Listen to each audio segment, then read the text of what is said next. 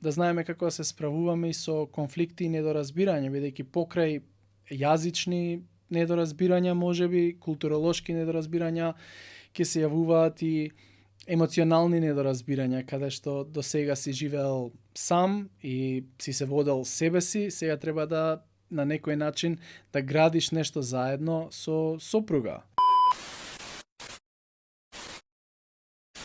Филип, како си? Здраво, Ѓорги.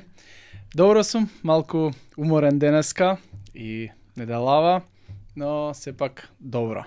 Да, баш ми е мило што еве те имаме тебе денеска и можеме со тебе да разговараме. Веќе некое време те убедуваме да прифатиш да ни доеш на подкастов, иако работиме во иста канцеларија. И као што е ред, знам дека е најтешко прашање, знам дека ама мора да го извадиме уште од почеток. Што за тебе представува ментално здравје? Ментално здравје веројатно представува една целокупна слика за човекот, кој што е составено и од духовно, од физичко и од ментално или умствено, и веројатно еден добробит во целосната персона представува добро или здраво ментално здравје на некој начин, би рекол. За мене лично, да, представува кога човек е задоволен со она што го има и е, би рекол, радосен во секој момент, без разлика што се случува. Би рекол дека можеби тој човек има или е на некое добро ниво или добро ментално здравје, би рекле дека има. Да, една целина од повеќе работи, за да можеме да функционираме секој ден на некое оптимално ниво. Да.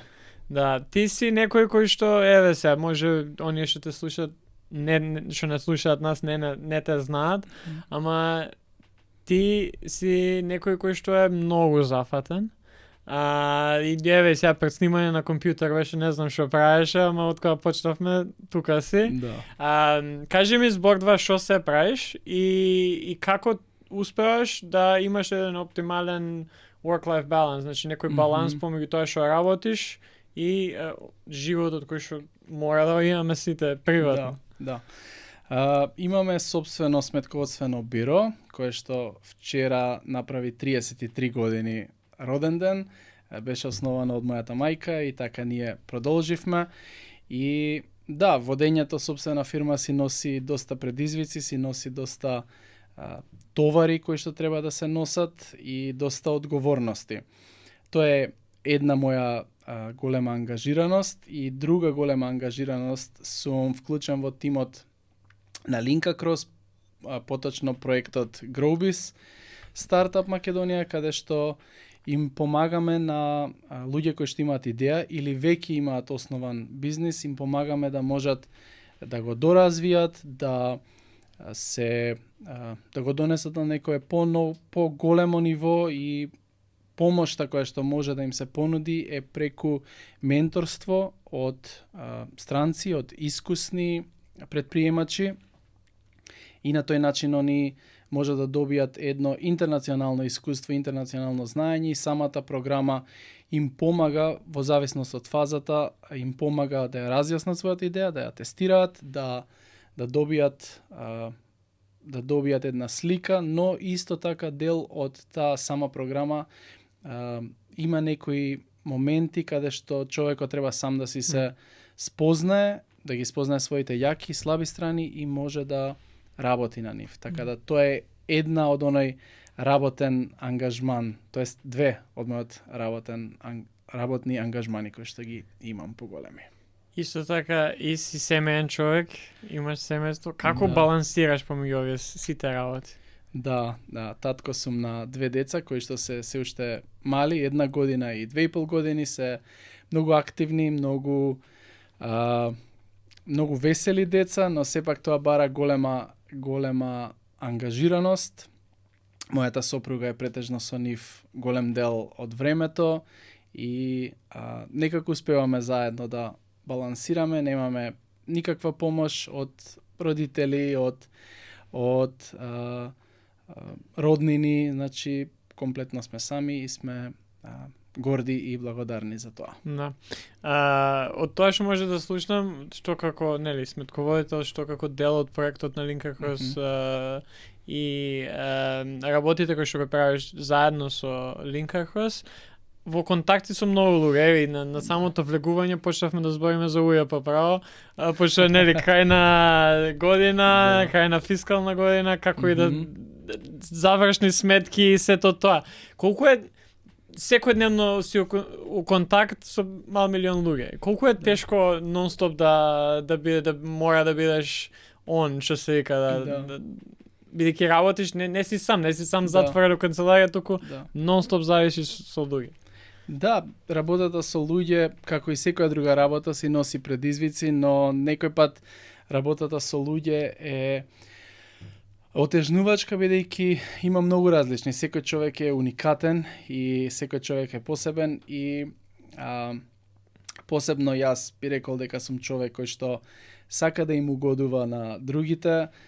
Често пати и тоа може да ми биде нешто каде што сакајќи да му угодам на некој или да му помогнам да биде на некоја тежина која што јас ке треба да ја носам, но сепак ако го гледам тоа ултимативно како задоволство што сум му помогнал на тој човек, се надевам ќе ми даде сила да во тие моменти кажам окей, ќе му помогнам на тој човек без разлика дали во моментот ќе биде нешто на мојата, не да ми наштети, но нешто што ќе ми биде мене потешко.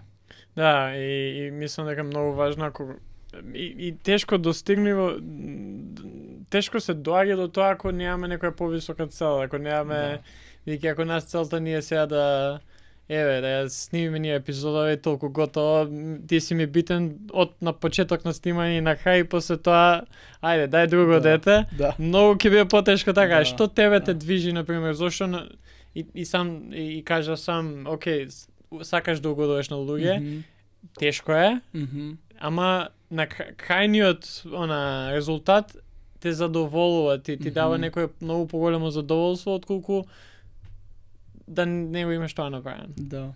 Што те движи тебе, као личност, као Филип? Да. Па, мислам дека и како родител во моментот секој сака нели на своето дете да му обезбеди подобра иднина, подобри услови, да биде навистина не само материјално, но и од емоционален дел сакаме сите на своите блиски да им понудиме нашето најдобро. И она што ме води по некој пат е да сакам да им обезбедам, но сакам исто и да им обезбедам она емоционална поддршка, секој тип на поддршка кој што може да им помогне како на семејството, така и на другите луѓе или соработници, бидејќи ако е целта само пари, ако е целта само да се заработат пари, тогаш веројатно ќе се заработат, но незадоволството може да остане и фрустрациите можат многу поголеми да бидат ако е само тоа целта. Но доколку е целта да си служиме еден на друг или да му служиме на другиот, ќе можеме полесно да ги пребродуваме предизвиците и да можеме да туркаме понатам. Да. Го спомна тоа и претходно што спомна тоа, тој е емоционален аспект. И баш кога размислав што би сакал тебе лично да те прашам, и сме збореле така неколку наврати пред само изминатите денови поготово. Ние сме растени у место каде што кога станува збор за машката личност, се очекува од нас да бидеме тие што ќе донесат пари дома, што ќе бидат двигатели во домот, во општеството. Не треба да покажуваме знаци на славот, нема емоции кај нас. И сега од тебе слушам малце нешто поразлично. Од каде се појавува тоа? Кои ти се некои примери тебе за да кажеш окей, јас сега Филип нема да да, заработката е важна. Мора да живееме од нешто, така не се живее од седење дома и тоа на страна, ама од каде доаѓа таа свесност кај тебе дека окей, важен и овој аспект, ако не и поважен, според мене. Па голем удел во мојот живот има и мојата вера, мојата христијанска вера и она што верувам дека секој човек секој битие е создадено уникатно и имаме нешто кое што има една празнина во нас која што може само Бог да ја исполни и таа свесност или оној друг дел кој што може би растено како машко дете било потиснувано, сега го сваќам и го гледам и е нешто што не сакам да го пренесам на моите деца. Сакам да бидам, бидејќи веројатно сите знаеме и имаме искуства од постарите генерации каде што бил тато носи, мама меси и тоа било. Тато е цело време на работа, донесува, прави, мајката е она која што нели ги расте децата, но ја верувам дека денеска треба да сме 50-50 вклучени и во поддршката на децата, и во растењето на децата, и во работата, и во се, и тоа е едно нешто кое што можам да го видам и кое што не би го сакал за себе си е да имам дистанца со моите деца или со мојата сопруга и да биде нешто, бидејќи луѓето се вечни, душите се вечни и тоа е нешто што може да не во кое што може да инвестираме и нешто што можеме да го понесеме со себе од овој свет на некој начин. Тоа се оние души врз кои што ние сме имале влијание. Да, јас така некојаш помалку контроверзно и на шала ќе кажам, па ја би немал ништо против дома да бидам нонстоп со деца, си играм фудбал, бейсбол, кошарка, знаеш, тоа ќе ми биде главна занимација и ако у период од животот така се почувствувам и во тој момент во разговор нели со партнер или со семејство си, да, мене не ми е проблем да останам дома година, 2-3, колку и да е. Вики, пак, како што кажа ти, ние не работиме за да заработиме пари и сега да бидеме најбогати, најуспешни. Тоа мислам дека најчесто е нус појава на ова сега што збориме. Тоа си доаѓа само по себе, ама ако првичната цел нам ни е сега мораме ова да направиме, ова ни е целта и не отстапуваме од овој профит оваа година, ние ќе заглавиме у некој момент и нема, ние може ќе оствариме тој профит, ама ќе бидеме сами на врвот и што сме направиле после. Да, секој треба да ги пресмета своите жртви и придобивки во секој наш чекор, така да ако ние правиме некоја жртва која што мислиме ќе донесе некој финансиски бенефит, тогаш тоест придобивка жртвата ќе биде времето нели со фамилијата. Јас верувам и од она што сум го читал и истражувал за тоа колку е круцијално поготово во детскиот живот да бидеш присутен и мајката и таткото од најраната возраст, значи од 0 до 3 години поготово, каде што примарната социјализација треба да се случи во домот, каде што детето ќе ги научи сите оние основни вредности и основни работи во домот, со семејството. Да, да преминеме на GrowBiz, бидејќи би сакал баш за тоа да разговараме и мислам дека има еден аспект од самата програма кој што мене ми е поготово интересен, но за кој што не гледам дека се збори многу, ама на почеток, кој што сам спомнат, од веќе некој време си дел од Линка Крос и кажи ми збор два која беше она причина зашто сакаш да се вклучиш во проект како што е GrowBiz. Даде мало објаснување што може и да повториш ако некој сега се го пушта ова видео овој подкаст да гледам, која беше сакам да работам со Линка Крос и GrowBiz заради ова. Да.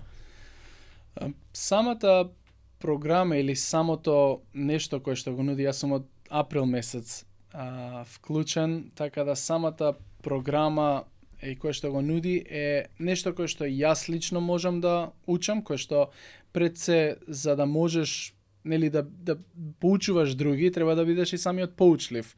И мене ми е многу мило што можам да соработувам и да бидам дел со луѓе кои што се многу попаметни од мене и од кои што многу може да се научи.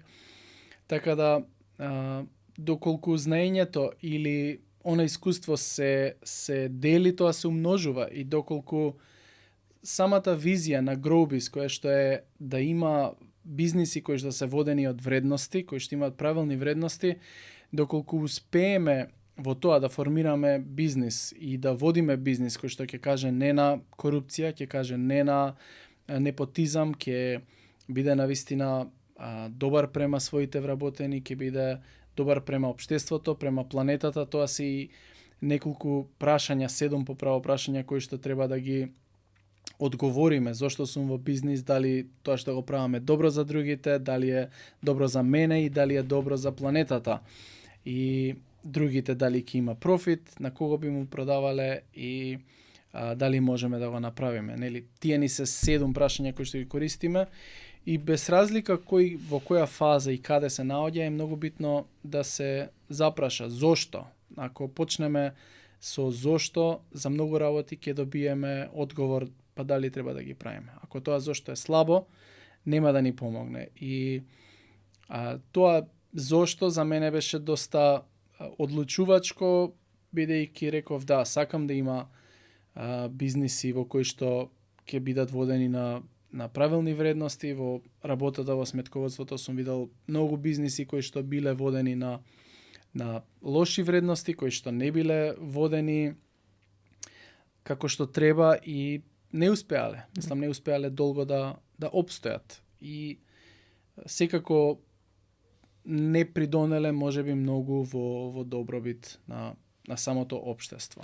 Да, веќе како сметководител сигурно си во контакт со мал милион луѓе кои што окей, да, можеби не знам, одредена X компанија работи според правила, прописи, ама сигурно си има моменти кај што си као чекај ова дали е легално или не, што правиме, дали може вака. И гледаш што се случува на терен. Да, секој пат кога секој ќе одреди да оди по нелегалниот пат, он можеби ќе оди одредено време, но после тоа ќе биде откриено, се што било сокриено ќе биде откриено. И на некој начин, да, доколку бизниси кои што работат со вредности правилни, кои што работат, нели, транспарентно и сакаат да ги почитуваат законите, продолжуваат и успеваат. Тие закони мора на некој начин да се почитуваат. Сега некој пат можеби ние не се согласуваме и со тие закони, но нели има и тука начини со иницијативи, со што и да е, кај што можеме да кажеме, окей, тој закон може да се подобри, да се промени, да се измени. Така да. Да, ама што станува, окей, законски знаеме што е легално или не, ама кога станува збор за етички. Колку е тоа важно, бидејќи, окей, кога работиме со закони, имаш црно на бело, знаеме како ова се прописи, ама етички е многу потешко, бидејќи ја и ти може да се согласиме дека вака се работи етички, ама некој може да каже не бе, многу ми гајле мене за етика, сакам да направам повеќе профит. Така. Колку е потешко тоа да се смени или да се воочи?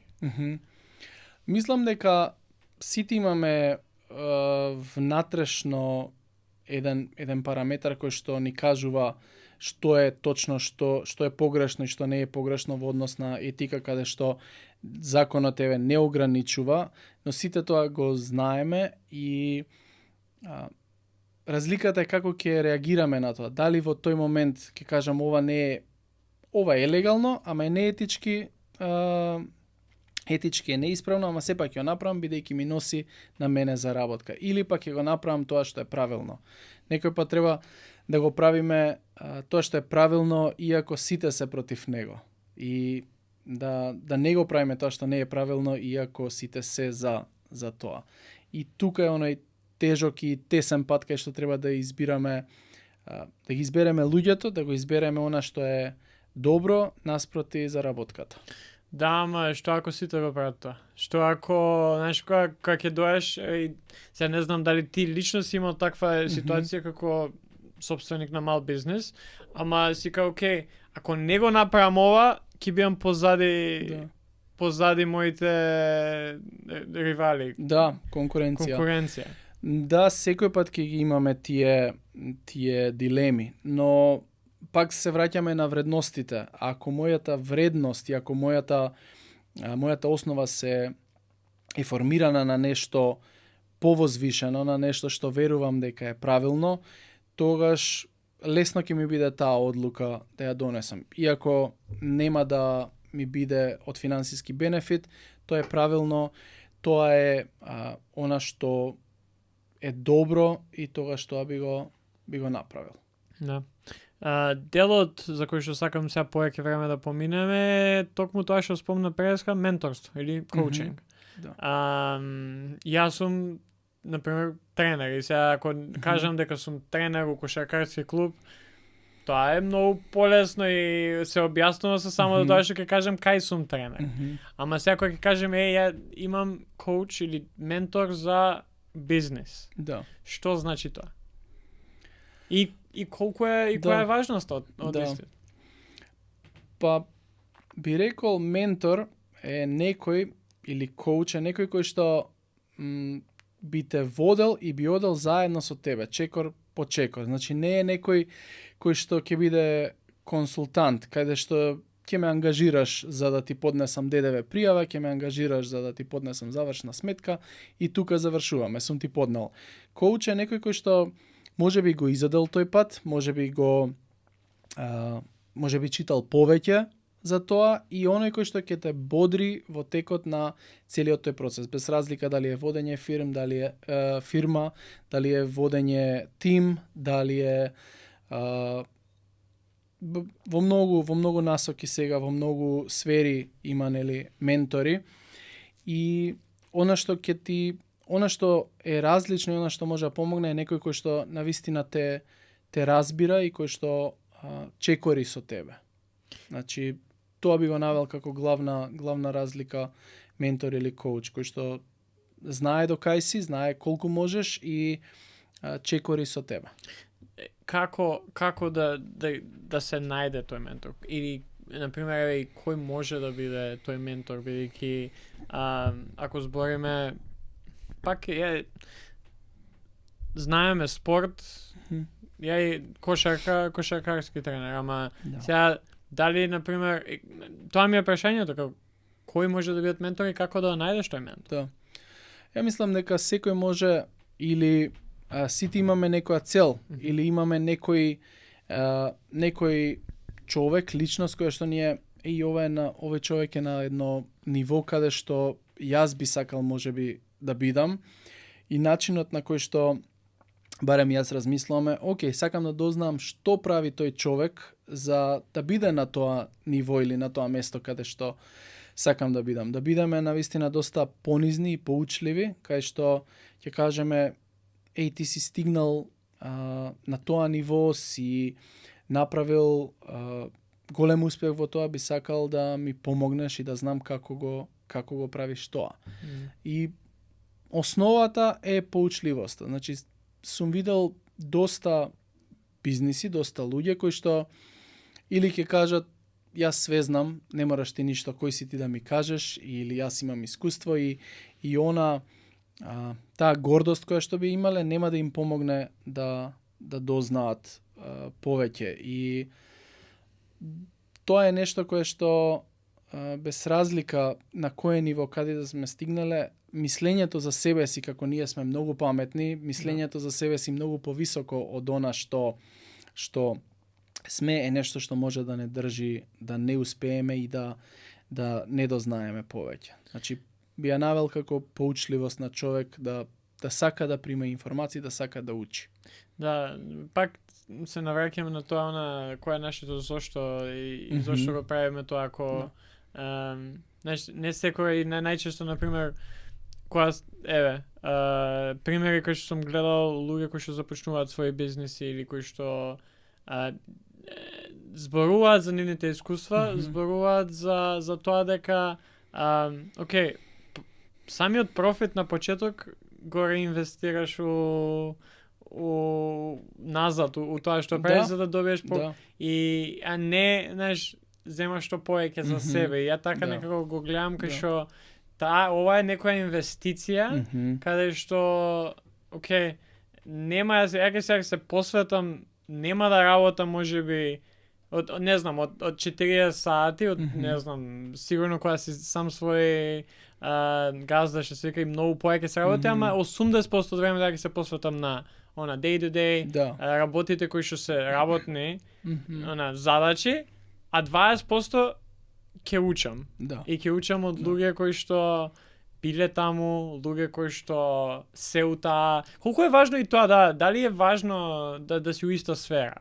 Каде што сега, Филип, јас сакам да отворам бизнис со, не знам, автомобили, Да. и сега ја да ти дадам тебе, дали можеш да ми биеш ментор, као сметководител Да. или некој.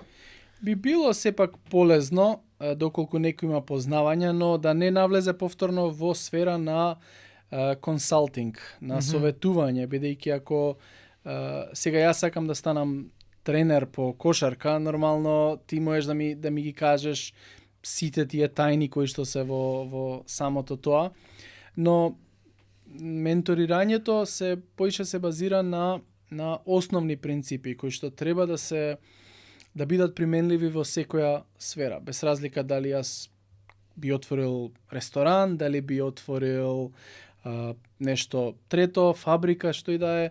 Водењето бизнис се состои од принципи, значи од одговор на прашањата за кого ќе продадеме, на кого ќе му продаваме, дали можеме да го создадеме и дали ќе имаме профит. И тие три прашања можат да бидат во секоја сфера и треба да бидат одговорени и применливи. Да, јас со пријатели пред некој време се нашалив дека ако и нешто слично со спортот кај што окей, ја мислам дека сам за себе сум добар тренер во кошарка и мислам и верувам дека ако го научам било кој спорт можам да бидам добар тренер у било кој спорт. Да, можеби ја ќе имам фалинки нема да ги знам сите најмали детали уште од старт за фудбал или за хокеј, за што и да е. Ама сметам дека кога станува збор за менторство, за да се биде тренер, коуч, е многу повеќе станува збор за како ние можеме да нели, ако сме лидер, најчесто водиме луѓе. Каков менаџер сме? Дали знаеме да ги искористиме потенцијалите и талентите на тие што на луѓето што ги водиме и да ги минимизираме штетите кои што може нечија слабост да ги направи и да ги даеме да најдеме вистинска работа или вистинско место за секој поединец.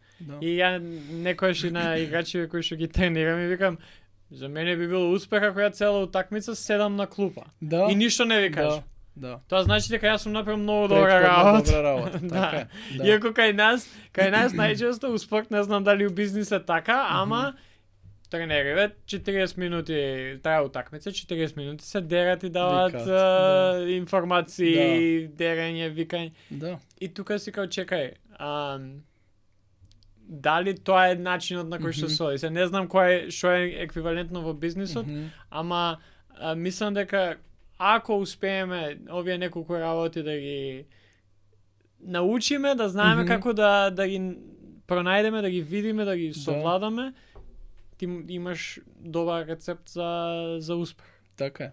Да, тоа што го кажа во лидерската сфера, значи покрај оние маркетинг, оперативни и финансиски прашања во еден бизнис што треба да се одговорат, ние утре како што би растел тимот, како што би растела фирмата, би требало да имаме нели луѓе да вработуваме, луѓе да водиме. И тука доаѓа оној друг момент кој што е неповрзан многу со маркетинг и со останатите сфери во водење на бизнис, тука е повеќе со менаџмент на луѓето, со тие човечки ресурси, со нивно водење за тоа како ние да бидеме лидери, бидејќи утре ќе бидеме на позиција лидери, но тоа е нешто кое што треба да се работи, тоа е нешто кое што треба да растеме и нормално како што и во во кошарката и во спортот, доколку водиме луѓе, ние мораме пред се самите да се водиме,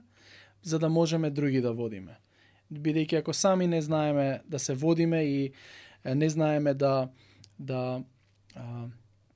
се контролираме во ситуации, да комуницираме, да бидеме јасни, да бидеме концизни, да бидеме прецизни, во тој момент не би можеле и од другите да го очекуваме тоа и да го водиме. Сега многу повеќе се слуша и за оние пасив-агресив начин на комуникација која што секој ја почувствувал и може да ја почувствува, но тоа никој пат нема да вроди плод или не послушност, ама да има навистина лидерството е кога некој со собствени, кога некој кој што е, да речеме, на позиција пониска или на позиција како вработен, да сака со задоволство да следи. Значи, тука има нели на интернет многу слики каде што прикажува која е разликата помеѓу шеф и помеѓу лидер, каде што нели прв е лидерот, каде што го следат,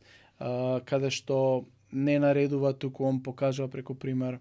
Така да тоа е нешто што и ти го каже, што треба да работиме на себе си, да се водиме себе си. Дали има кај нас луѓе спремни да бидат ментори, спремни да бидат да одвојат време и да дадат мал негов нивен допринос за некој нечи почеток? Да, верувам, има многу луѓе кои што гледам и дека волонтеризмот е навистина на високо ниво, доста луѓе се вклучуваат во разни организации каде што волонтираат од својата експертиза, го донираат тоа време или донираат средства или донираат својата работна сила ја донираат.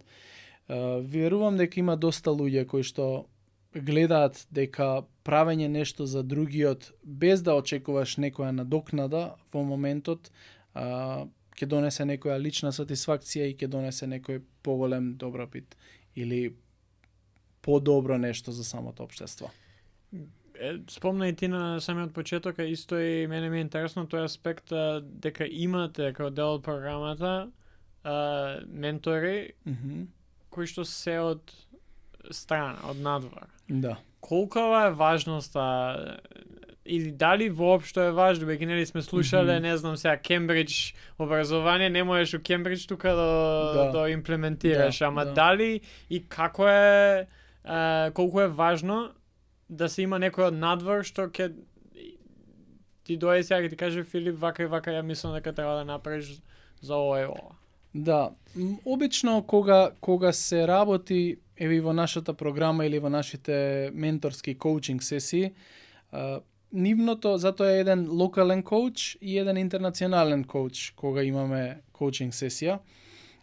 Локалниот повеќе, во моментот јас сум локалниот коуч, служи за некој ноу-хау на терен или за некој она како се прават работите на терен или во нешто што би можело тука локално да се помогне. Но она експертиза на интернационалниот ментор доаѓа од тоа што некои од нив навистина водат тимови од преку 100 вработени и имале огромни проекти, имале огромни клиенти, светски клиенти кои што ги знаеме и сега нас може да ни помогне интеракцијата со човек кој што разговарал со брендови огромни, може да ни помогне она да сватиме доколку и ние претендираме да ни помогне да научиме како може или кои стратегии ги користел за да стигне до таму. Она искуство кој што некој го изодел тој пат, кој што ние сакаме да го одиме, е многу од голем бенефит за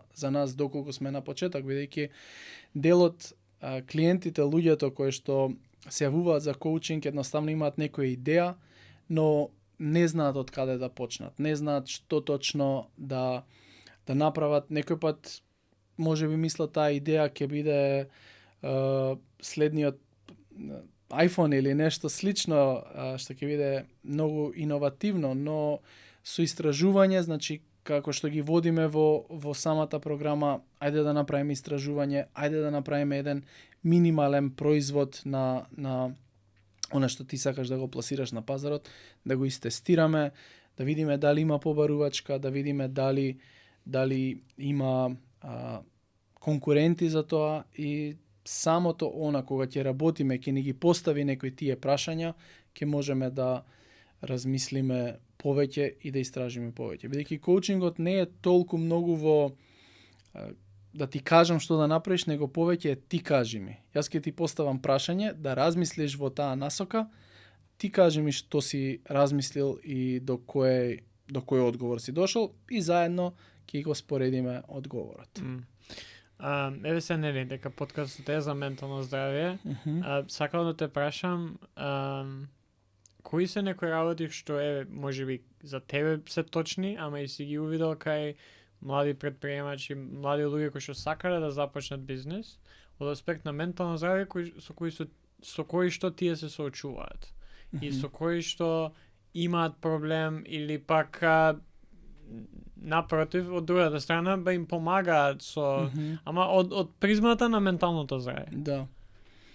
Мислам дека она кое што секој можеби како човек е кога имаме сомневање во себе си. Дали можам, дали ова за мене, дали можам јас да го направам, или каде што ние ќе си поставиме бариери, пред се ментални бариери, каде што ќе биде јас ова не можам да го направам, не сум доволно паметен, има многу попаметни, нема да успеам и нели сето она негативно кое што го кажуваме за себе си, ќе може да допринесе ние да почнеме да веруваме во тоа. Сепак треба да бидеме и реални и да знаеме што можам и што не можам. Сега јас ако сакам да станам професионален кошаркар, тешко.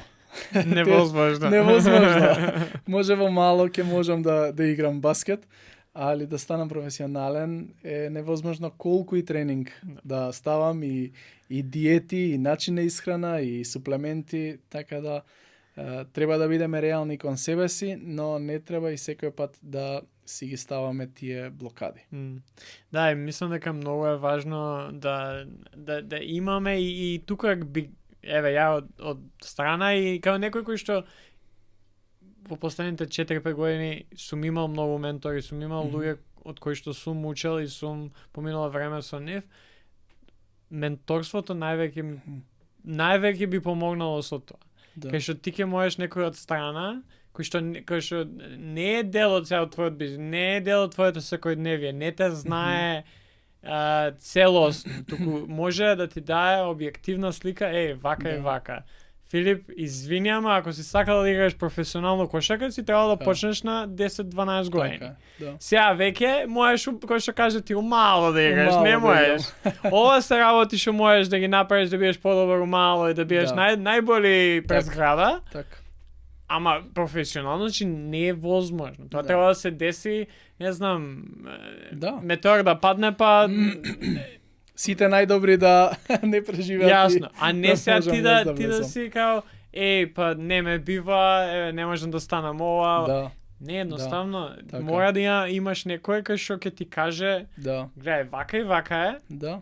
Тоа, ти дали ќе можеш ова да го направиш или не кажува ништо за тебе како личност. Така. Ти ако не успееш во нешто, тоа не те прави помалку Филип или помалку Јорги, помалку личност. Да.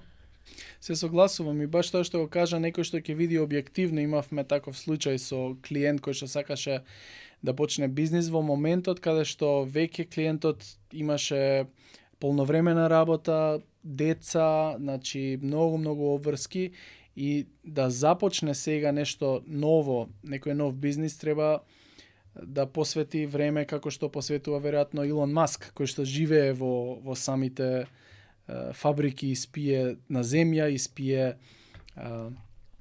во самата канцеларија и него ни гледаат, ниту он гледа бел ден, ниту го гледаат домашните. Доколку некој е спремен да ја направи таа жртва, да, можеби би можел со сето тоа што се случува околу.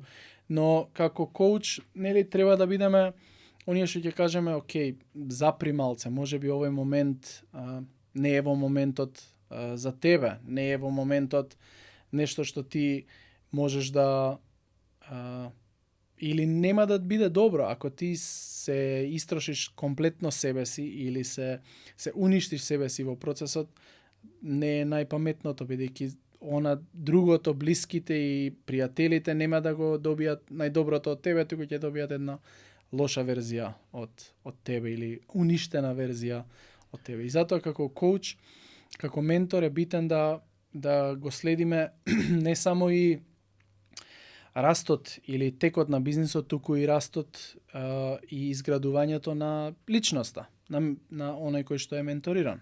Да, и мислам дека од таму поаѓа се, ако и сметам дека директно пропорционално зависи од успехот на бизнисот и успехот во работата. Бидејќи ако јас еве, сега збориме за подкастов денеска, ако јас од Сабајле не се чувствувам убаво, мене многу потешко ќе ми биде сега да дојдам, или имам проблем некој, сега ми е многу потешко да дојдам овде и сега со тебе да правам муабет кој што ќе биде добар, квалитетен и ќе има некоја корист за тие што не слушаат. Така. Ама ако ја од Сабајле знам дека или сум имал добро Сабајле, сум доручкувал, сум ги направил работи што сум сакал да ги направам, ја веднаш се чувствувам подобро. И така исто, ако јас сум среќен и сум задоволен таму каде што сум, што воопшто не е лесно, и секој ден е она тешка битка сам со себе, најчесто, ја ќе имам многу поголема шанса да успеам у тоа што работам. Бидејќи го работам со љубов, со убаво, уживам у тоа што работам. Ама ако се ми е црно и не сум, мора прво како да излезам од тоа, за да можам ја после тоа да се посветам на бизнис, на работа, на пријатели, на фамилија и на се останато. Така е. И повторно се враќаме нели на она зошто, како прво прашање, зошто ќе го почнеш тој бизнис или зошто сакаш да промениш нешто во тоа. Така да, доколку не е доволно јако тоа зошто, тогаш ќе биде мачно се. Да, и мислам дека сега кога збориме за ова и веќе дел од претходните епизоди сме зборели со претходните гости, ја би ја препорачал книгата на Сајмон Синек баш за ова зошто. Почни се зошто, да. Почни, не знам сега дали ја има на македонски или не. Да, мислам. Ама е дефинитивно почеток на многу работи, ако веќе и не само за бизнис, ние нормално зборуваме за ова, бидејќи ти си некој кој што се занимава со тоа, ама за секоја една работа мора да го знаеме она зошто го правиме. Без разлика дали ќе биде она детално, еве, јас ова го правам заради тоа, или ќе биде малце ќе се одзумираме и мојата цел овде на овој свет е ова и ова. Ама мора да знаеме од каде почнуваме, за да имаме некоја насока после тоа. Така.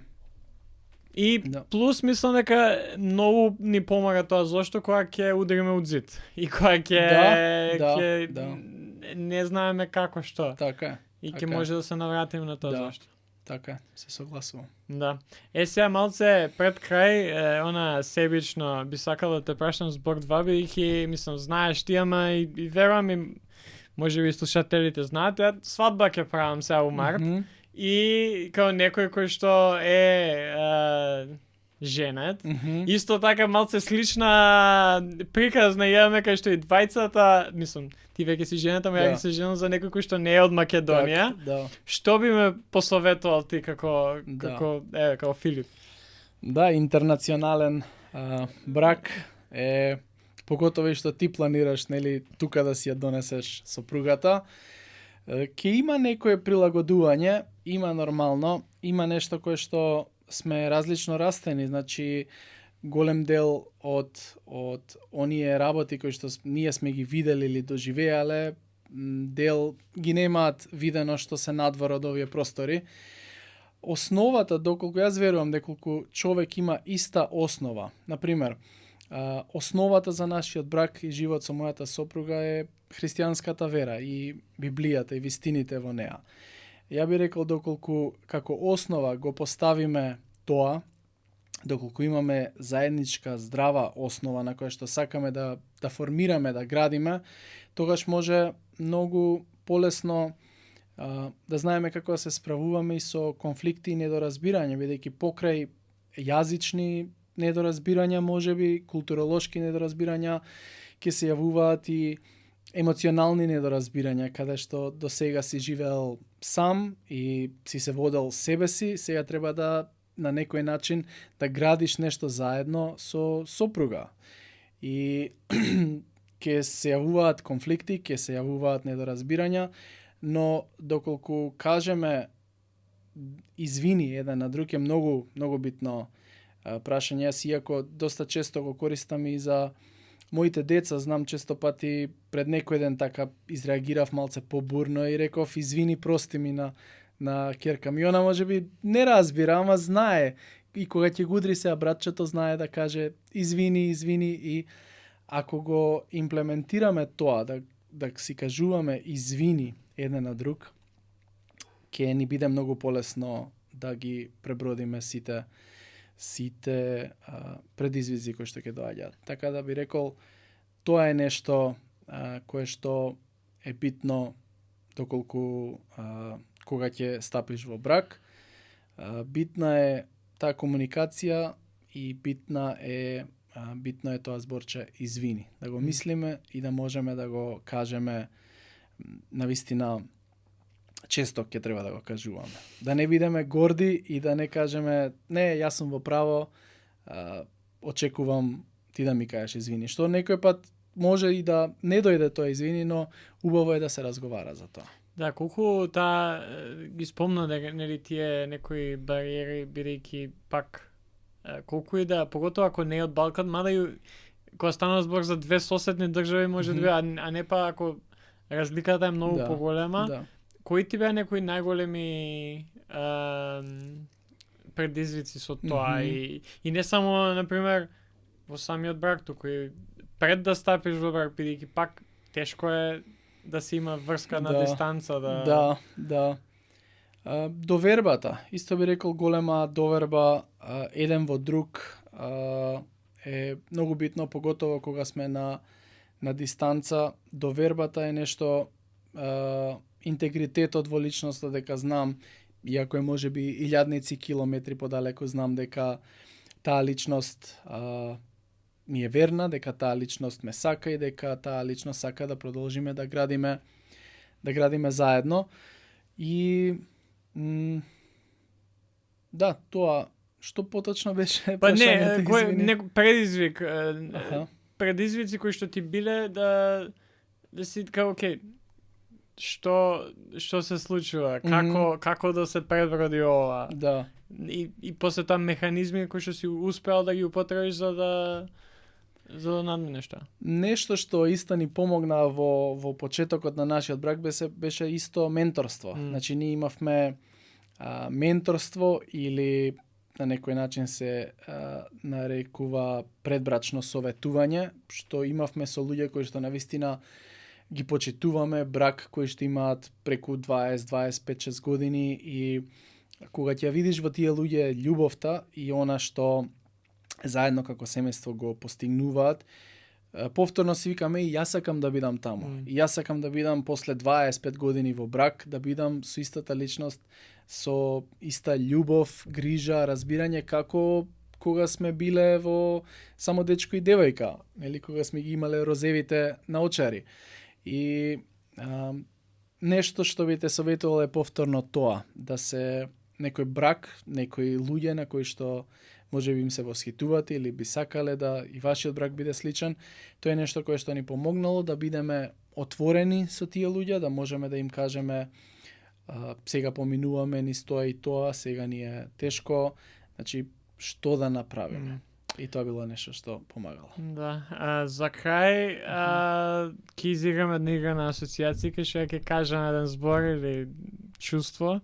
Ти ќе ми кажеш што ти доаѓа прво на памет у глава. Не мора да мислиш многу, само да има нешто. Добро. И ќе започнеме, нели, зборуваме за бизнес.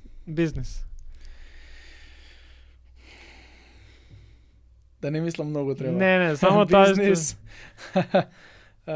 Водство. Коучинг. Помош. Лето. Плажа. Зима.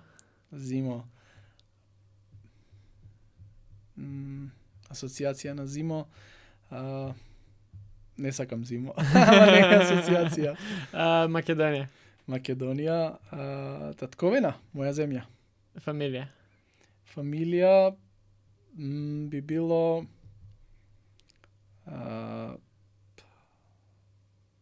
сигурно место. И за крај ментално здравје. Ментално здравје, асоциација за тоа би било интересно, цела емисија за тоа збориме. Асоциација за ментално здравје би рекол дека би било повторно добробит на целата личност. Филип, пред да ја завршиме епизодата, Сашко да исклучи камери, кој е твоето прашање за оние што не слушаат сега? Моето прашање за тие што не слушаат би било да размислат повеќе за животот. Верувам животот е повеќе од храната и од облеката и да размислат повеќе за тоа и да дојдат до вистините за животот.